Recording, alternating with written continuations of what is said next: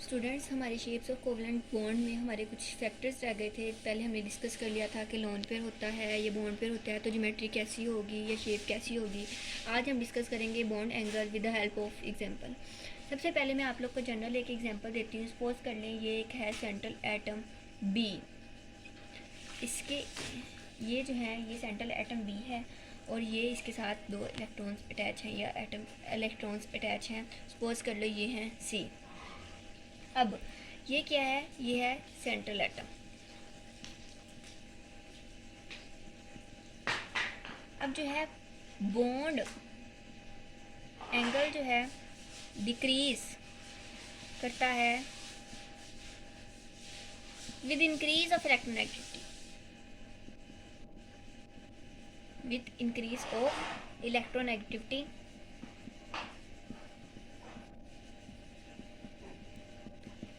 अब इलेक्ट्रोनेगेटिविटी किसकी? बी की। मीन्स वैसे तो ये एटम है लेकिन इसकी इलेक्ट्रोनेगेटिविटी क्योंकि हम जनरल एग्जांपल डिस्कस कर रहे हैं तो इसीलिए हमें इलेक्ट्रोनेगेटिविटी सी होगी कि बॉन्ड एंगल डिक्रीज होगा जितनी इलेक्ट्रोनेगेटिविटी किसी एटम की ज़्यादा होगी। सपोज कर लो सी की, हमने लेट सपोज किया ये एग्जांपल कि सी की इलेक्ट्रोनेगेटिविटी ज़्यादा है। वो इलेक्ट्रोनेगेटिविटी एटम जो है वो बी को अपनी तरफ इलेक्ट्रोपॉजिटिव एटम को अपनी तरफ बहुत ज़्यादा शिद्दत से खींचेगा, इसलिए बॉन्ड एंगल क्या हो जाएगा? डिक्रीज हो जाएगा। फॉर एग्जांपल ले लेते हैं, हमने पढ़ा हुआ है फ्लोरीन, क्लोरीन, ब्रोमीन, आयोडीन। तो इसमें जो है आयोडीन की इलेक्ट्रोनेगेटिविटी और फ्लोरीन की इलेक्ट्रोनेगेटिविटी देखें तो फ्लोरीन की सबसे ज़्यादा होती है, हायर इलेक्ट्रोनेगेटिविटी होती है इसकी, हायर इलेक्ट्रोनेगेटिविटी होती है। इसके बरक्स अगर मैं आयोडीन की बात करूँ तो इसकी सबसे कम होती है, लो इलेक्ट्रोनेगेटिविटी होती है। अब मैं एक और एग्जांपल, ये तो जनरल एग्जांपल थी, अब मैं कोई और एग्जांपल से आपको इसको समझाती हूँ। सपोज कर लेते हैं हमारे पास ये है फास्फोरस I3, ये है फास्फोरस ब्रोमीन और ये है फास्फोरस क्लोराइड। इनका आप लोग चेक कर रहे होंगे कि इनका सेंट्रल एटम क्या है? सेम है। अब इसका जो एंगल होता है 102 होता है, इसका होता है 101.5 और इसका होता है 100। ऐसा क्यों होता है? इनके एंगल्स में डिफरेंस क्यों आता है जबकि ये जो फास्फोरस है सेंट्रल एटम है वो तो सेम है। अब डिफरेंस इलेक्ट्रोनेगेटिविटी एटम जो है लिगेंड्स का बॉन्ड एंगल डिक्रीज करता है। अगर होगा ये जो एटम्स हैं, ये जो लिगेंड्स लगाए गए हैं साथ, ये जो हैं ये जो लिगेंड्स लगाए गए हैं क्लोरीन, ब्रोमीन, आयोडीन या फ्लोरीन, जो भी एग्जांपल ले लें, ये जो लिगेंड्स हैं इलेक्ट्रोनेगेटिविटी ये जो है बॉन्ड एंगल को डिक्रीज करते हैं। ठीक है, बॉन्डिंग इलेक्ट्रॉन सेंट्रल एटम से एक ही तरफ मूव करते हैं। फॉर एग्जांपल ले लेते हैं, इधर हम ये फास्फोरस है, ये फास्फोरस का एक इलेक्ट्रॉन, ये फास्फोरस का एक इलेक्ट्रॉन, ये फास्फोरस का, ये दूसरा फास्फोरस, इसका ये इलेक्ट्रॉन, इसका और इसका ये इलेक्ट्रॉन, सॉरी 3 होते हैं। ये फास्फोरस का एक इलेक्ट्रॉन, ये इलेक्ट्रॉन और ये इलेक्ट्रॉन। अब ये आयोडीन है तो इसके साथ 3 आयोडीन अटैच कर देते हैं।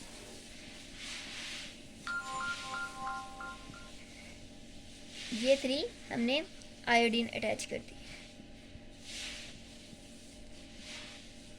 ओ सॉरी, ये जो है इसके साथ ब्रोमीन है तो हम इधर ब्रोमीन अटैच करेंगे, Br, Br और Br। इधर क्लोरीन है लिगेंड्स तो इधर हम क्लोरीन अटैच कर देंगे। ठीक है, अब ये देखें, इधर हम देखें आयोडीन की तरफ, तो आयोडीन की जो इलेक्ट्रोनेगेटिविटी है सपोज कर लेंगे 40% है, तो ये जो है सबसे लो इलेक्ट्रोनेगेटिविटी है। कितनी है? लो इलेक्ट्रोनेगेटिविटी। हमने ये वाला ऑर्डर भी पढ़ा हुआ है, लो इलेक्ट्रोनेगेटिविटी है। अगर इसकी बरक्स देखें तो ये क्लोरीन है तो इसकी क्या है? हाई इलेक्ट्रोनेगेटिविटी है।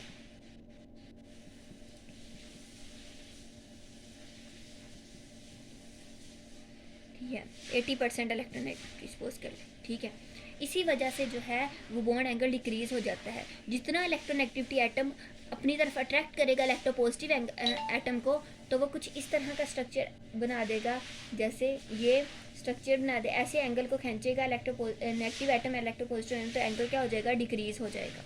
ठीक है, अब दूसरा हम फैक्टर इसमें डिस्कस करेंगे कि मल्टीपल बॉन्ड हो क्या अफेक्ट करते हैं, क्या शेप्स को वो भी डिटरमाइन करते हैं। मल्टीपल बॉन्ड्स जो हैं वो एंगल को इंक्रीज करते हैं। क्या करते हैं? एंगल को इंक्रीज करते हैं। अब कोई एटम है तो उसमें कोवलेंट बॉन्ड भी होगा, उसमें कोऑर्डिनेट कोवलेंट बॉन्ड भी होगा, उसमें आयनिक बॉन्ड भी होगा, आयनिक बॉन्ड का भी कुछ फैक्टर पाया जाएगा, और उसमें हाइड्रोजन बॉन्ड का भी फैक्टर पाया जाएगा। और जो इलेक्ट्रॉन है वो ऑलरेडी प्रेजेंट होते हैं वैलेंस शेल में। इलेक्ट्रॉन है already present in valence shell.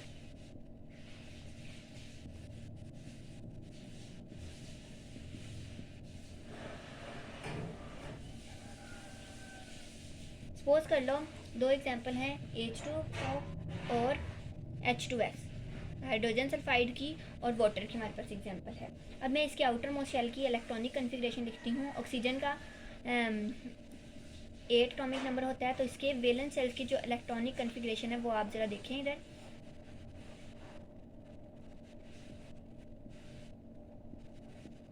ठीक है, ये होते हैं, और ये 2s होता है, और ये 2p, ये 2px, ये 2py, ये 2pz। अब मैं इसकी सल्फ़र की करती हूँ, तो सल्फ़र का होता है 16 एटॉमिक नंबर। इसके वैलेंस शेल में भी सेम इलेक्ट्रॉन्स होते हैं, बस जो डिफरेंस होता है वो इसके सब शेल का होता है।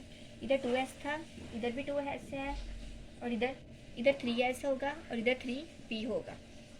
ये जो है अनपेयर्ड इलेक्ट्रॉन है, ये पेयर्ड, इसके पास भी 2 लोन पेयर हैं, इसके पास भी 2 लोन पेयर हैं। अब ये जो 1 1 है, इनके साथ ये जो एक एक इलेक्ट्रॉन, इनके साथ तो कोई हाइड्रोजन आके कोवलेंट बॉन्ड बना लेगा। ठीक है, इसके साथ भी 2 हाइड्रोजन आके कोवलेंट बॉन्ड बना लेंगे। ठीक है, ये आपको क्लियर हो गया।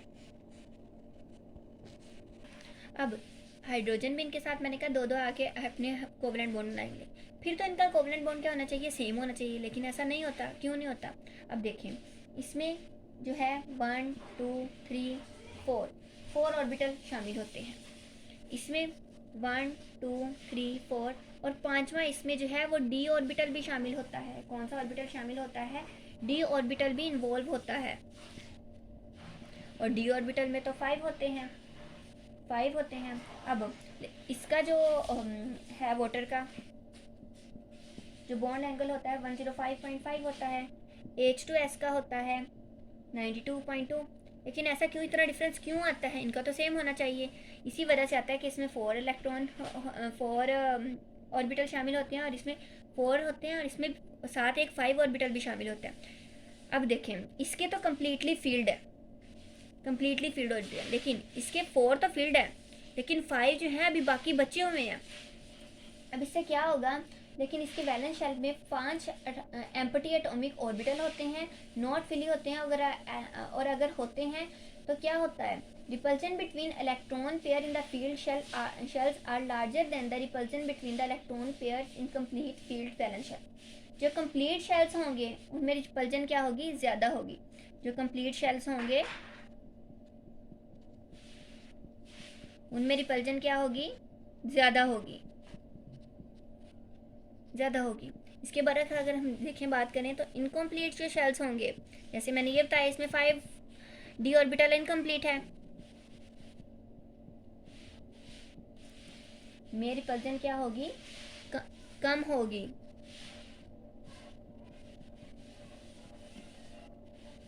कम होगी। अब कंप्लीट शेल्स 5 हैं। कंप्लीट शेल्स क्या हैं? कंप्लीट शेल्स में जो रिपल्जन है वो ज़्यादा होगी, मीन्स कि उसमें एंगल भी क्या होगा? ज़्यादा होगा। एंगल भी क्या होगा? ज़्यादा होगा। ये इनकम्प्लीट है, इसमें रिपल्जन भी कम है, तो एंगल भी क्या होगा? कम होगा। अब हमने एग्जांपल एक और डिस्कस करनी है। H2S की ले लेते हैं, H2 सेलेनियम की ले लेते हैं, H2 टेलीनियम की ले लेते हैं। अब जो इनमें एंगल्स हैं, एंगल जो इसमें होता है वो 92.2 होता है, जो इसमें होता है वो 91 होता है, और इसमें होता है 90। अब जो यहाँ पर है ना, जो मैंने तीनों एग्जांपल्स ली हैं, यहाँ पर लोन पेयर और एम्प्टी ऑर्बिटल बिल्कुल एक जैसे होंगे, कि लोन पेयर भी एक जैसे होंगे, मतलब एक जैसे इसमें 2 हैं, इसमें 2 हैं, तो इसमें भी 2 होंगे। एग्जांपल ले लो, ऐसे होंगे। अब मैं इसके valence shell, electron, hydrogen atom के तीनों लगा दीजिए। अभी देखें, इधर मैं लेती हूँ सल्फ़र की इलेक्ट्रॉन कन्फिग्रेशन वैलेंस शेल की, इधर सेलेनियम की, इधर टेलीनियम की। अभी सबसे पहले सल्फ़र की लूँगी।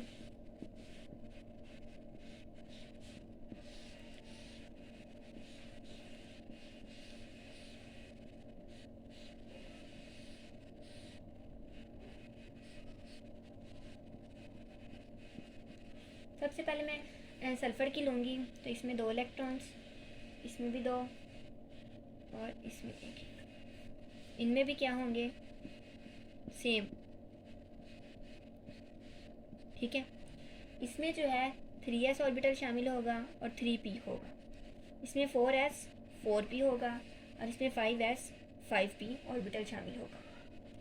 इसमें, इसमें और इसमें तीनों में 2 लोन पेयर प्रेजेंट है। कितने लोन पेयर प्रेजेंट है? 2 लोन पेयर्स प्रेजेंट है इसमें। और ज्योमेट्री भी क्या है तीनों की? टेट्राहेड्रल है।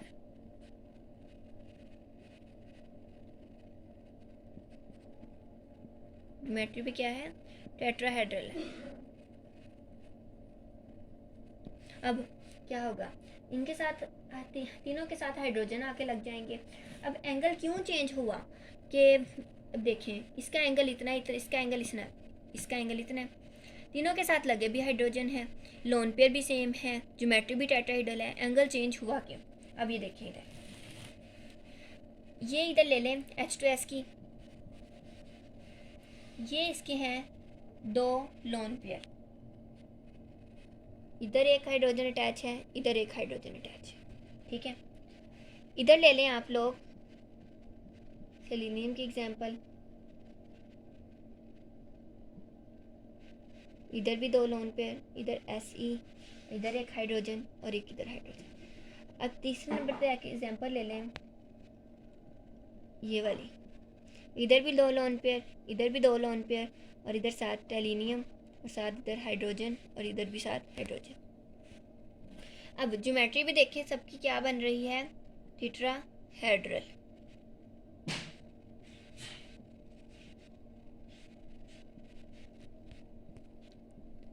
ज्योमेट्री भी टेट्राहेड्रल है, इस पे भी 2 लोन पेयर हैं, इस पे भी 2 लोन पेयर हैं, इस पे भी 2 लोन पेयर हैं। वाई एंगल चेंज, अब क्यों एंगल इनका चेंज हुआ है ये देखें। अब रीज़न मैं आपको बताती हूँ। जो सल्फ़र है, जो सेलेनियम है और जो टेलीनियम है, जो सल्फ़र है वो बिलोंग करता है 3rd शेल से और जो सेलेनियम है वो 4th शेल से और जो टेलीनियम है वो है 5th शेल से। लेट्स सपोज कर लेते हैं हमारे पास इसके जो सारी एक्सिस होते हैं ना वो एक दूसरे के परपेंडिकुलर होते हैं। अब लेट्स सपोज कर लेते हैं इसको, ये हमारे पास है सल्फ़र, सपोज कर लें हमने इसके साथ बैलून्स अटैच कर दिए, तो इसमें हमने हाइड्रोजन 2 लगा दिए, ठीक है। रिपल्जन क्या होगी, रिपल्जन से एंगल क्या होगा, चेंज होगा, ठीक है। अब सारे जो एक्सिस हैं वो एक दूसरे के परपेंडिकुलर होते हैं। अब इसके बरक्स अगर मैं इसकी एग्जांपल लूँ तो ये देखो, इसका साइज़ सल्फ़र के साइज़ से थोड़ा सा बड़ा होगा सेलेनियम का साइज़। इसके साथ भी मैं 2 हाइड्रोजन अटैच कर देती हूँ, ठीक है। अगर इसके बरक्स में अगर इसकी एग्जांपल लूँ तो इसका साइज़ तो सेलेनियम से भी बड़ा होगा, इसके साथ भी मैं 2 हाइड्रोजन अटैच कर देती हूँ,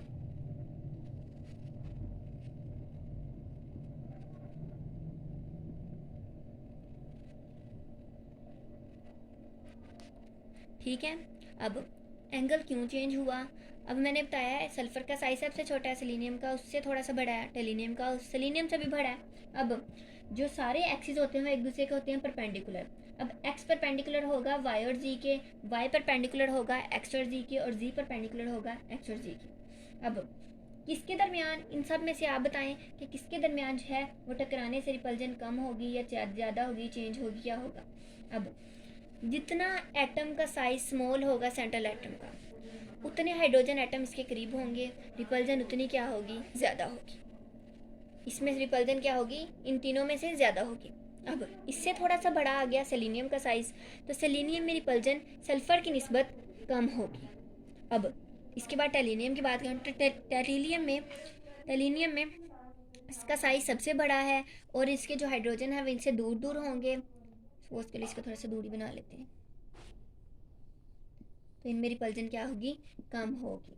नंबर ऑफ लोन पे जो सेंट्रल एटम का साइज़ है वो डिपेंड भी करता है कि कितना के मतलब कितनी मतलब एंगल जो है वो चेंज होगा। अब number of lone pair equal होंगे, सेंट्रल एटम का साइज इंक्रीज होगा तो रिपल्जन कम होगी। अगर सेंट्रल एटम का साइज जो है वो इंक्रीज करेगा, इनके एटम के दरमियान रिपल्जन कम होगी, एंगल उतना ही कम होगा और क्लोज आएगा, ठीक है। अगर lone pair, electron activity, multiple bond, ये सारे valence shell, fully filled, non fully filled, ये सारे इसके फैक्टर्स हैं जो मैंने पहली वीडियोस में भी डिस्कस किए थे। अब हम इसके डिस्कस करेंगे इसकी limitations.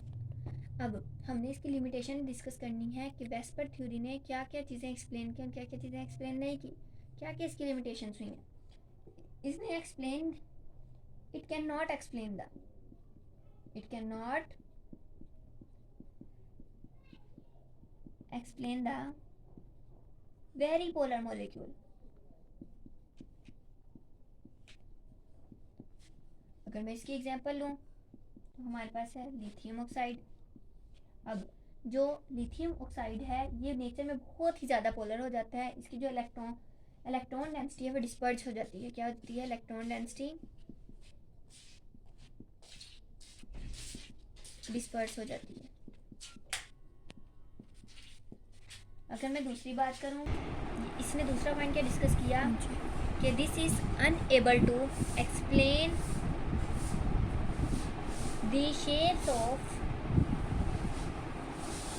molecules having extensive delocalized of pi electron density। इसने सिंगल कोवलेंट का तो जिक्र किया है, लेकिन इसने पाई इलेक्ट्रॉन डेंसिटी का हमें नहीं बताया, ठीक है। तीसरा इसने पॉइंट क्या डिस्कस किया था, ये जो थ्योरी है VSEPR theory, this theory can not explain the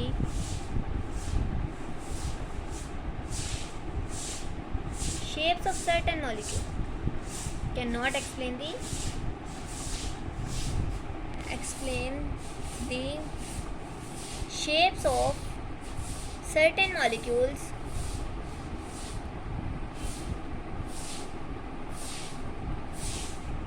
which have inert pair of electrons। इस थ्योरी ने, वेस्पर थ्योरी ने, valence shell electron pair repulsion theory ने इनर्ट पेयर ऑफ इलेक्ट्रॉन के मॉलिक्यूल्स को डिस्कस नहीं किया कि उनकी शेप्स क्या होती है। ये थी इसकी limitations. Thank you so much. ये लेक्चर इधर तक कंप्लीट हो गया। अगर आप लोग को मेरी वीडियो वो अच्छी लगी हो तो आप लोग इसको सब्सक्राइब करें, व्यू भी करें, लाइक्स भी करें और कमेंट्स भी दें। Thank you.